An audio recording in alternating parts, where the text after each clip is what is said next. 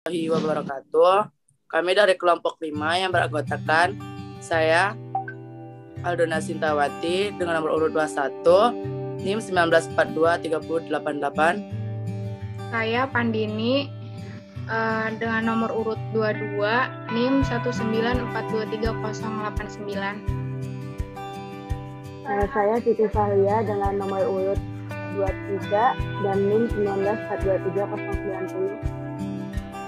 Saya Prayoga Baga Saputra dengan nomor urut 24 dengan NIM 19423093. Yang akan membahas konsumsi dan tabungan dalam ekonomi makro Islam. Kami akan membahas hasil diskusi kami kemarin yang berjudul konsumsi dan tabungan dalam ekonomi makro Islam yang akan disampaikan oleh Siti Fahlia.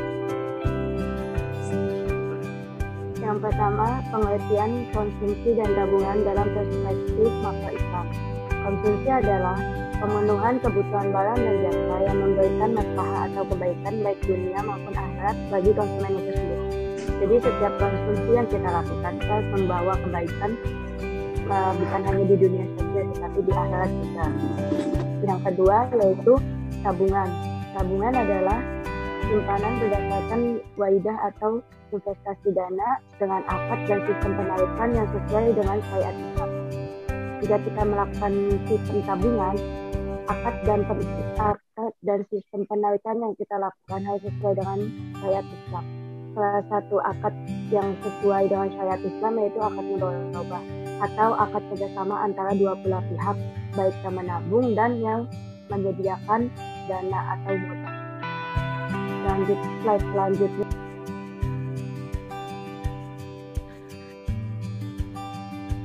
Yang kedua ialah tujuan konsumsi dan tujuan tabungan dalam Islam. Tujuan konsumsi dalam Islam itu untuk mencapai kemaslahatan baik dari kegiatan konsumsi yang dilakukan. Dan yang tujuan tabungan dalam Islam yaitu yang pertama untuk menghindari manusia dari sifat israf dan tabdzir atau biasa kita sebut bermewah-mewahan dan berlebih-lebihan, karena hal tersebut dilarang dalam Islam. Yang kedua, untuk menciptakan nilai moral hidup sederhana. Dengan menabung, kita dapat menjalankan hidup kita dengan sederhana, tidak berkaya. Yang ketiga yaitu untuk mendorong umat manusia melakukan investasi.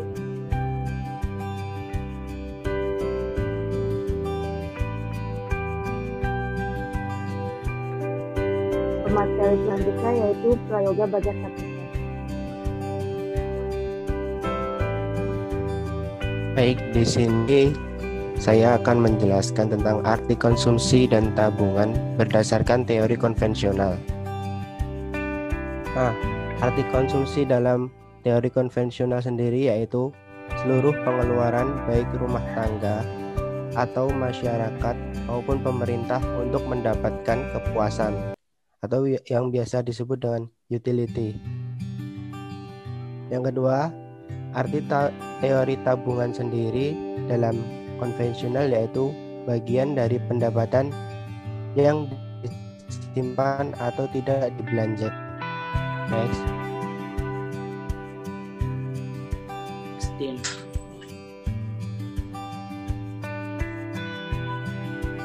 Berikutnya yaitu tujuan konsumsi dan tabungan berdasarkan teori konvensional.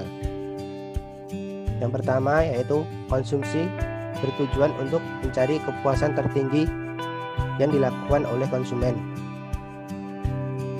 Dan yang kedua, tujuan dari tabungan ialah yang pertama, untuk belajar hidup hemat.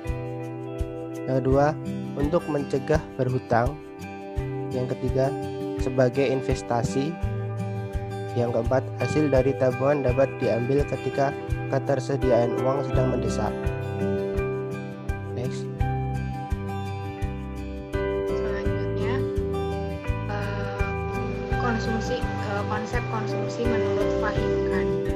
Jadi ada beberapa faktor yang mempengaruhi pertimbangan dan pengambilan keputusan, yaitu seorang konsumen dalam berperilaku yang saling berhubungan, yaitu dalam bidang pendidikan, agama, pengaruh lingkungan, sosial, dan sekitarnya, budaya, adat, dan tradisi.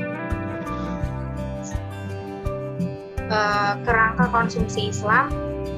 Dua kerangka konsumsi Islam menurut Fahim Khan. Yang pertama, konsumsi untuk kebutuhan duniawi dan konsumsi untuk jalan Allah. Terus yang kedua, konsumsi untuk kebutuhan sekarang dan yang untuk dikonsumsi nanti. Ada dua aspek, yaitu menabung untuk masa depan, untuk masa yang mendatang, dan the expected rate of return dari tabungan. Selanjutnya,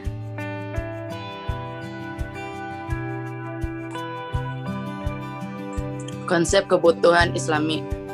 Menurut Fahim Khan, terdapat 3 tingkatan kebutuhan, yaitu yang pertama, tingkat di mana 5 unsur mendasar hanya sedikit yang terlindungi. Yang kedua, tingkat di mana perlindungan terhadap 5 unsur mendasar dilengkapi dan dilakukan. Yang ketiga, itu ada tingkat di mana kelima unsur mendasar tidak hanya terjamin, melainkan juga diperbaiki di pemerintah. Terus yang terakhir, alokasi sumber bagi kebutuhan. Menurut Fahim Khan, sumber daya harus pertama kali dialokasikan untuk hal yang terpenting. Kemudian melanjutkan ke barang yang menjadi komplement bagi daruriyat.